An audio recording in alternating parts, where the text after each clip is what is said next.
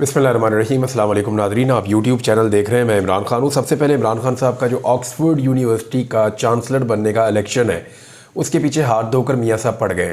Peoples party ने कोई इतना इसके ऊपर तरद्दुद नहीं किया, इतना शोर नहीं मचाया, लेकिन PMLN को मुसीबत पड़ गई है क्योंकि PMLN में वैसे भी पढ़े लिखे लोग इमरान खान साहब कहते हैं वो कम है और वैसे भी इनको शौक़ भी नहीं है पढ़ने का।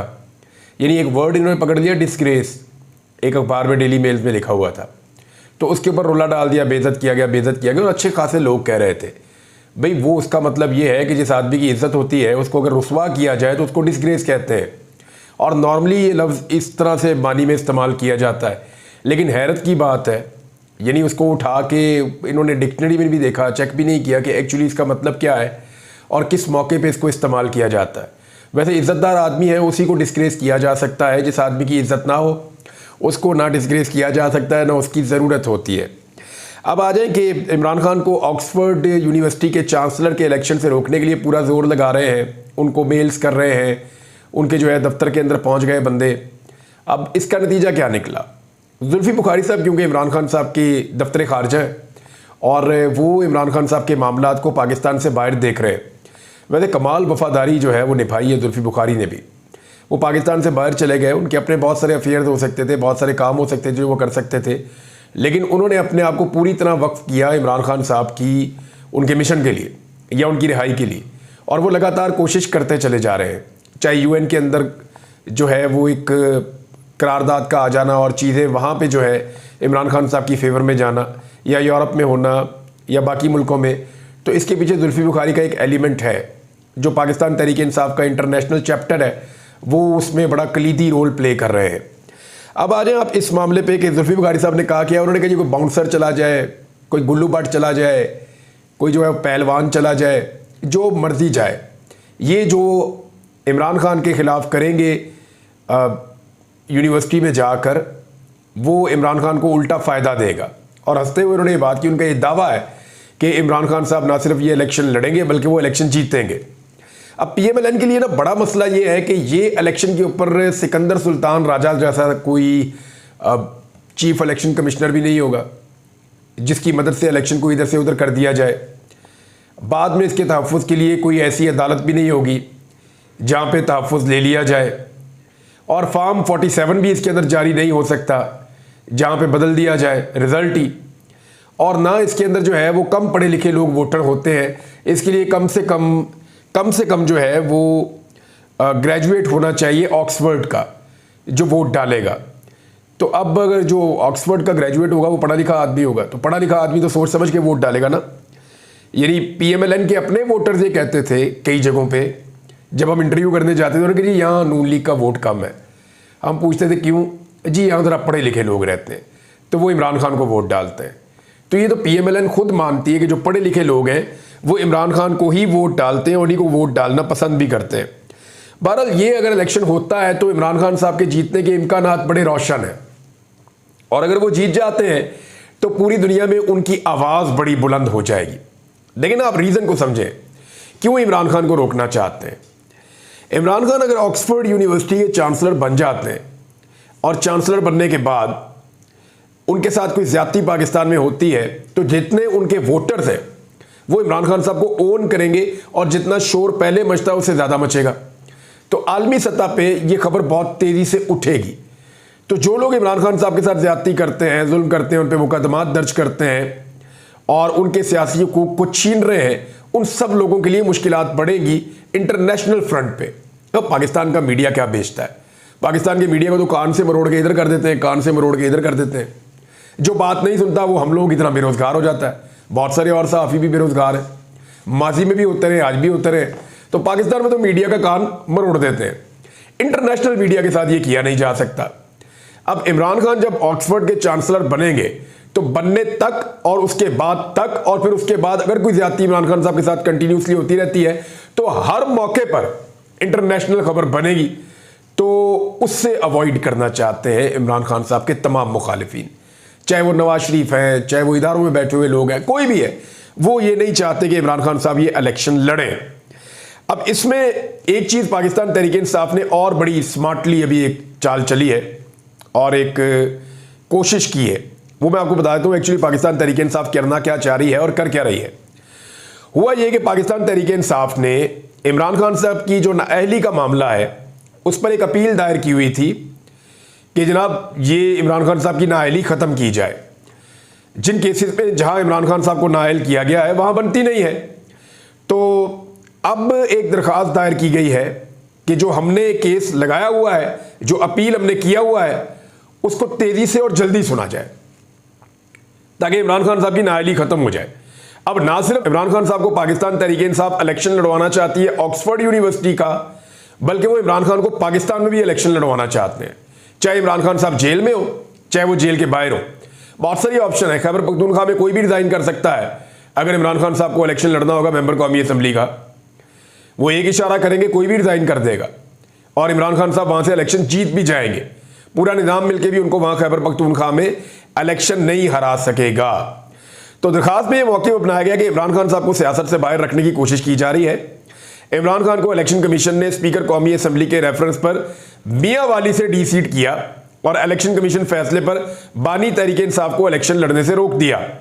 Lahore high court larger bench election commission के खिलाफ अपील पर समाअत कर रहा था, लेकिन इस्लामाबाद हाईकोर्ट ने अपील वापस लेने की इस्तदा मंजूर करने से इनकार कर दिया। हुआ यह कि इमरान खान साहब के जो वकला है उनसे ये एक मिस्टेक हो गई थी कि उन्होंने पहले इस्लामाबाद हाईकोर्ट में केस लगाया। इस्लामाबाद में केस के साथ जो होता है वो आपको पता है, तो उन्होंने बाद में लाहौर में लगा दिया। तो लाहौर हाईकोर्ट ने कहा जी ये इस्लामाबाद में लगा हुआ है केस ऑलरेडी, तो हम यहां कैसे सुने। तो ये चले गए, इन्होंने जाके इस्लामाबाद हाईकोर्ट से केस वापस लेने के लिए अपील कर दी। अब इस्लामाबाद हाईकोर्ट ने कहा जी हम केस वापस ही नहीं करते। अब इधर भी लटका हुआ उधर भी लटका हुआ, केस सुना ही नहीं जा रहा। और वकला ने मुझे बताया कि जब ये केस सुना जाएगा तो इंसाफ के तकाजों के मुताबिक इमरान खान साहब इलेक्शन लड़ने के लिए अहल हो जाएंगे, और अगर वो इलेक्शन लड़ने के लिए अहल होंगे तो पाकिस्तान तहरीक इंसाफ का हर जो एमएनए है वो ये चाहेगा कि इमरान खान उनकी सीट से आकर इलेक्शन लड़के जीत जाए और कौमी असम्बली में चले जाए। और अगर इमरान खान साहब इलेक्शन जीत जाते हैं और उनको हलफ उठाने के लिए कौमी असम्बली में आना पड़ता है जेल से, तो फिर आप सिचुएशन देखिएगा क्या होगी। ये बहुत दूर की बातें, बड़ी लंबी बातें हैं, मैंने ज़्यादा दूर तक आपको ले गया हूँ, इसकी नौबत नहीं आएगी। लगता है कि निज़ाम जो है उसमें इमरान खान साहब ने शिकस्त दी है तमाम झूठे मुकदमात को। तो अब ये निज़ाम इमरान खान साहब को ज़्यादा देर अंदर तो नहीं रख सकता, लेकिन छोड़ना भी नहीं चाहता, और अगर छोड़ना चाहता है तो अपने तरीके से छोड़ना चाहता है।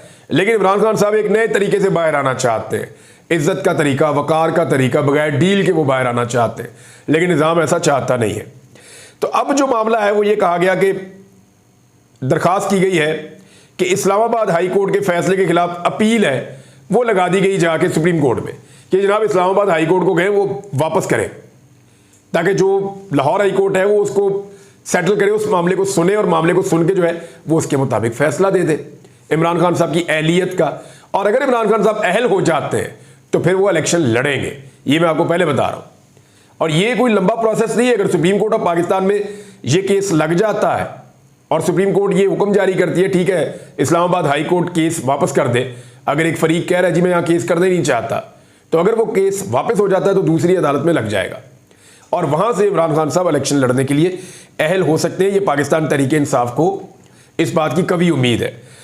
अब इमरान खान साहब को जो सजाएं दी गई हैं, जिनका हवाला जाके ये लोग ऑक्सफोर्ड यूनिवर्सिटी में भी दे रहे हैं, वो सजाएं देने वाले जो जज हैं उनमें से एक जज का भी स्कैंडल निकला है। जज है जी हुमायूं दिलावर साहब। बन्नू में इनके वालिद साहब के नाम के ऊपर ज़मीन है और बहुत बड़ी तादाद में ज़मीन है, बहुत बड़ी मिकदार में, बड़ी लंबी चौड़ी ज़मीन है इनकी। और उस ज़मीन के ऊपर एक सोसाइटी बनी हुई है जिस सोसाइटी का नाम है एलीट कम्युनिटी रेजिडेंशिया। तो मुबैना तौर पे ये जो सोसाइटी है इसका ताल्लुक जज साहब के साथ है, हुमायूं दिलावर साहब के साथ, जिन्होंने इमरान खान साहब को तोशा खाना में सजा दी थी कि जनाब इमरान खान साहब ने पैसे दे के जो गिफ्ट खरीदा है इस पर हम इनको सजा दे रहे हैं। तो अब वो जज साहब की जो अपनी सोसाइटी है उसके कुछ पोल खुलना शुरू हो गए, उनके वालिद साहब के नाम के ऊपर है। ये आप फर्द देख लीजिए, इस पे नाम लिखा हुआ है दिलावर साहब का। ये जज साहब के वालिद हैं दिलावर साहब, इनके नाम के ऊपर ये सोसाइटी है। अब हुआ ये है कि ये मामला जब खुला तो इसमें कुछ अजीबोगरीब चीज़ें आ गई। ये दिलावर खान वल्द गुलाम मोहम्मद खान कौम अफगान, और आगे इनका एड्रेस भी लिखा हुआ है। ये बता रहे हैं कि निगरान हुकूमत के दौर में, इससे पहले मैं आपको बता दूं उसका बैकग्राउंड क्या है। अली अमीन गंडापुर के एक भाई है फैसल अमीन गंडापुर। ये माजी में सूबाई वजीर हुआ करते थे खैबर पख्तूनख्वा में। इनके ऊपर उस दौर में भी दबाव डाला गया था और ये कहा गया था ये जज साहब की जनाब ज़मीन है, उनके अपना सारा प्रोजेक्ट है, तो मेहरबानी करें ज़रा इसके ऊपर थोड़ा सा देख लें, ज़रा इनकी मदद करें, क्योंकि वहाँ एनओसी वगैरह लेने थे, सोसाइटी बनानी थी बहुत बड़ी, कुछ डेवलपमेंट के प्रोजेक्ट करवाने थे। तो उन्होंने कहा जी मैंने गलत काम नहीं करना। तो ये भी बताया गया जनाब ये जज है, जो भी है मैंने गलत काम नहीं करना। तो फैसल अमीन गंडापुर ने उस दौर में इनकार कर दिया था, जो मेरे पास इंफॉर्मेशन है। उसके बाद निगरान हुकूमत आ गई। जब निगरान हुकूमत आई तो उन्होंने इनका काम करना शुरू कर दिया और इनके पास जो एनओसी मौजूद है उसके ऊपर अब शुबा किया जा रहा है वो दुरुस्त नहीं है, नंबर एक। नंबर दो, इन्होंने अपनी ज़मीन के अंदर कुछ दूसरा रकबा शामिल कर दिया, जो शामलात वगैरह का रकबा है, जो सरकारी रकबा है या दूसरा रकबा है, वो अपनी ज़मीन के अंदर शामिल कर दिया इन्होंने और उस सोसाइटी का हिस्सा बना दिया, दूसरा गैर कानूनी काम। तीसरा जो मुबैना तौर पे चीज़ सामने आई वो ये आई कि ये अपनी ज़मीन के अंदर, अपनी सोसाइटी के अंदर सरकार के पैसे से एक बड़ा ब्रिज बनाना चाहते थे, पुल, बहुत बड़ी मालियत का पुल था, ये बनाना चाहते थे सरकारी पैसे से। अच्छा, अगर वो ब्रिज बन जाता तो उसके बाद ये जो बन्नू का सर्कुलर रोड है ये उसके साथ टच हो जाते जाके, और फिर जो ज़मीन इनकी 20 लाख रुपए कनाल है वो ज़मीन बढ़ के 50 से 60 लाख, इवन कई एरियाज में 70 से 80 लाख रुपए तक कनाल हो जाती। तो इस तरह उस ज़मीन की वैल्यू ऊपर जानी थी। तो ये है वो स्कैंडल, और यही वो स्कैंडल है जो जाके जुड़ता है खैबर पख्तूनख्वा के एक सूबाई वजीर शकील साहब, जिनकी वजारत से उनको फारिग किया गया है, उनके साथ भी, क्योंकि उनके सेक्रेटरी ने और उन्होंने मुबैना तौर पे ये ब्रिज बनाने की कोशिश की थी और इसके अंदर बाकायदा जो है टेंडर भी हो गया था। लेकिन जब अली अमीन गंडापुर साहब के नोटिस में आया, क्योंकि बन्नू के जो पाकिस्तान तहरीक इंसाफ के वर्कर्स हैं उन्होंने रोला डाल दिया। उन्होंने कहा जी ये तो उन जज साहब की सोसाइटी है। लोगों ने कहा जज साहब की, उनके वालिद साहब की, उन लोगों की सोसाइटी है, उनकी फैमिली की, जिन्होंने इमरान खान साहब को सजा दी है झूठे केस में। तो आपकी गवर्नमेंट इसके ऊपर अपने पैसे लगा के इनके ऊपर ब्रिज क्यों बना रही है और डेवलपमेंट क्यों कर रही है? तो उस पर फिर अली अमीन गंडापुर साहब ने कहा कि उनकी अपनी प्राइवेट लैंड है, वो अपनी जितनी अपनी वो करना चाहते हैं डेवलपमेंट वो खुद करेंगे, हम वहां नहीं करेंगे, और फिर उसको कैंसिल करवाया गया। अब उसके ऊपर जो है सारे मामले पे एक इंक्वायरी शुरू कर दी है एंटी करप्शन ने। तो एंटी करप्शन इस घेरे को कितना तंग करती है ये हम आने वाले दिनों में देख लेंगे, आइडिया हो जाएगा। लेकिन पाकिस्तान तहरीक इंसाफ के जो एमएनए थे उनके गिर्द घेरा लगातार तंग किया जा रहा है। यानी आप अंदाजा करें कि एहसानुल्लाह विर्क साहब हैं NA 79 से, आज से 7 माह पहले वो इलेक्शन जीते थे, उनका नोटिफिकेशन जारी कर दिया गया था। उनके मिलने वाले जो वोट थे उसकी तादाद थी 1,04,023, और जो उनका मुखालिफ उम्मीदवार था नून लीग का जुल्फिकार भिंडर, उनके वोट थे 95,604, लगभग 9,000 की लीड से जीते हुए थे पाकिस्तान तहरीक इंसाफ के उम्मीदवार, 9,000 की लीड से। और उस वक्त गिनती हो चुकी थी, हर चीज़ की तसल्ली हो चुकी थी, काउंटर हो चुका था सारा कुछ। लेकिन उसके बाद हुआ ये कि इलेक्शन कमीशन ने अब जाके 7 महीने के बाद अब रीकाउंटिंग की है, और रीकाउंटिंग करके उनके मजीद 12-13 हज़ार वोट और कम कर दिए। यानी जो मुस्तरद शुदा वोट है उनकी तादाद बढ़ा के को 20,000 से ऊपर ले गए। अंदाजा कीजिए नीचे सूबाई असेंबली के हलकों में वोट मुस्तरद नहीं हो रहे, यानी पहले गिनती के अंदर ये वोट शामिल थे, अब कैसे मुस्तरद हो गए? लेकिन जितना रिकॉर्ड है वो पड़ा हुआ इलेक्शन कमीशन के दफ्तर में, और इलेक्शन कमीशन के बारे में पाकिस्तान तहरीक इंसाफ कहती है वो जानिबदार है। अब अगर ये एक वोट पड़ा हुआ है इलेक्शन कमीशन के दफ्तर में तो उसको सिर्फ निकाल के एक एक्स्ट्रा स्टैंप करनी है उसके ऊपर। एक स्टैंप पहले लगी हुई है पाकिस्तान तहरीक इंसाफ की हमायत याफ्ता उम्मीदवार के निशान पे, तो एक और स्टैंप लगानी है किसी और जगह पे, उससे वो वोट मुतनाज़ हो जाएगा। तो 10,000 वोट 12,000 वोट और ख़राब कर दो, किसी और उम्मीदवार के 25,000 कर दो, किसी के 20,000 कर दो, और दोबारा गिनतियाँ करके सारी सीटें जो है वो PMLN को दे दें। तो इस तरीके से अगर हासिल करनी है 2/3 अक्सरियत और आइन में तरमीम करनी है तो ये तो फिर डंडा चल रहा है, ये तो फिर नाइंसाफ़ी है, लाकानूनियत है, अंधेर नगरी है, और कुछ नहीं है। ये तो एक नई लो किस्म की मिसालें कायम की जा रही हैं जो पाकिस्तान में क्या दुनिया में कहीं नहीं हुई होंगी, कि 7-7 महीने बाद हल्का खोलते हैं और पता चलता है जी 10-12 हज़ार वोट मजीद मुस्तरद हो गए। यानी पीछे से लग रहा है कि वोट मुस्तरद किए जा रहे हैं और दोबारा गिनतियाँ किए जा रहे हैं।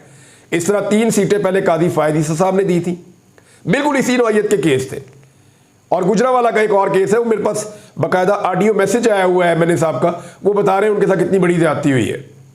और इसी तरह का ये सेम केस ही है, तो ये चौथी सीट भी चली गई। इस तरह अगर 10 एक सीटें और ले जाए तो बल्ले बल्ले हो जाएगी, मौलाना फजलुर रहमान की जरूरत भी नहीं रहेगी, बल्कि पीएमएलएन की 2/3 अक्सरियत जो है वो मखसूस नशस्तों के बगैर ही पूरी कर दी जाएगी।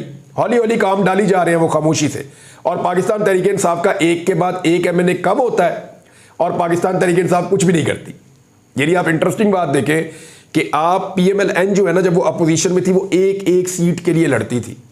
जरदारी साहब अपनी एक एक सीट के लिए पूरी जंग करते थे, लेकिन पाकिस्तान तहरीक इंसाफ की पार्लिमानी अकल चेक करें, सियासी अकल, कि इनके जो लोग बाकी बच्चे हैं, इमरान खान साहब तो जेल में है, शाह महमूद कुरैशी भी जेल में है, और जो सियासी जहन है काफ़ी सारे लोग जेल में, बाकी लोग भागे हुए, लेकिन जो लोग मौजूद हैं वो इस पर बात ही नहीं करते, बल्कि गैर मुल्की दौरों पे जा रहे हैं, इस पे बात ही नहीं करते, इसके बारे में आवाज़ ही नहीं उठाते। उनका एक एक करके एमएनए कम किया जा रहा है, मेंबर कौमी असम्बली। पाकिस्तान में टोटल कितने हैं? पाकिस्तान में टोटल थोड़े से हैं, उनमें से एक एक करके वो आपसे छीनते जा रहे हैं और अपनी 2/3 अक्सरियत पूरी कर रहे हैं। लेकिन एक अजीब बेबसी है पाकिस्तान तहरीक इंसाफ में। तो ये एक खबर थी, ये भी मैंने आपके साथ शेयर कर दी। एक और खबर है, हड़ताल का नुकसान कितना हुआ। तो अब तक की इत्तला के मुताबिक जो एक दिन की हड़ताल है उसका नुकसान 50 अरब का हुआ है, और ताजर कह रहे हैं कि अगले मरहले में हम 3 दिन की लगातार हड़ताल भी कर सकते हैं, और फिर हम पहिया जाम हड़ताल भी पूरे मुल्क के अंदर कर देंगे अगर हुकूमत ने हमारे मुतालबात ना माने तो। एक और चीज़ नाज़रीन मैं आपको बताऊं, 2 चीज़ें बल्कि जाते जाते आपको बता देता हूं। एक तो जो नताशा है जिन्होंने बाप और बेटी को गाड़ी के नीचे दिया था, उनकी सहूलियात के बारे में एक खबर छपी है, और मैं वो खबर पढ़ के हैरान हो गया हूँ। आपको सिर्फ मैं बता देता हूँ कि ये जो खातून है, इनको एक वार्ड के अंदर रखा गया है जहाँ पे बेड शेड लगे हुए, एसी वेसी लगा हुआ है, और इनको इजाज़त दी गई है पूरी जेल में जहाँ चाहे फिर सकती है, मुकम्मल आज़ादी है। बस जेल से इन्होंने बाहर नहीं जाना विसिनिटी से, और इनके घर वाले आए वो इनको मिले, वो भी आज़ादी है, घर से खाना है वो भी आज़ादी है, मुकम्मल आज़ादी इनको है। सहूलतें इनके पास क्या मौजूद है ज़रा ये चेक करें। साबिक वज़ीर आज़म को ये सहूलतें मौजूद नहीं है, लेकिन इनको कौन सी सहूलतें मौजूद हैं, वो ये है, इनके पास बेड है, एसी है, फ्रिज है, ओवन है, घर का खाना है, अचार है, चॉकलेट्स हैं, और वाईफाई की सहूलत भी मौजूद है। अब दीगर क्या सहूलतें होगी, कुछ सहूलतें नहीं भी बताने वाली होती। बहरहाल ये वीलॉग में अब तक के लिए इतना ही, लेकिन एक बुरी खबर मैं आपको जाते जाते दूं। मेरी अभी थोड़ी देर पहले बात हुई रात के आखिरी पहर में तारिक मतीन साहब से। आप सब जानते हैं सीनियर जर्नलिस्ट हैं और बड़ा शानदार काम करते हैं तारिक भाई, हमने उनसे बहुत सीखा है। तो तारिक मतीन भाई गए हुए थे अपने ऑफिस, DHA फेज़ 5 में उनका ऑफिस है, और खड्डा मार्केट में उन्होंने अपनी गाड़ी खड़ी की, और जब वो वापस आए तो कोई गाड़ी चोरी करके उनकी ले गया। ये है जनाब कराची की सूरत हाल। पुलिस सारी जो है उसको लगाया हुआ, बंदे पकड़ो, इसको पकड़ो, उसको पकड़ो, गाड़ियाँ चोरी हो रही है। वो अपने ऑफिस से नीचे उतरे, उनकी कमाई, एक आम आदमी की कमाई क्या होती है, गाड़ी होती है, घर होता है। तो हम लोग कोई बहुत लैंडलॉर्ड तो नहीं है ना। वो नीचे उतरे, उनकी कीमती गाड़ी थी, और पता चला जी वहाँ से कोई गाड़ी चोरी करके ले गया, और अब जो है वो FIR दर्ज करवा के वो अपने घर पहुँचे अभी थोड़ी देर पहले। तो ये इंतहाई अफसोसनाक सूरत हाल है। पुलिस को चाहिए फौरी तौर पे एक्टिव हो, कार्रवाई करे, CCTV फुटेज से ढूंढे और गाड़ी वापस ढूंढ के उनके हवाले करे। उनके साथ पहले भी हादसा हो चुके हैं, उनके भाई का भी एक वाक़े में कत्ल हो चुका है, इंतहाई अफसोसनाक वाक़या था। हमें आज तक उस चीज़ का दुख है, तकलीफ़ है। तो ये एक के बाद एक ऐसी चीज़ होती है तो और तकलीफ़ होती है। अब तक के लिए इतने, अपना ख्याल रखिएगा, अपने चैनल का भी। अल्लाह हाफ़िज़।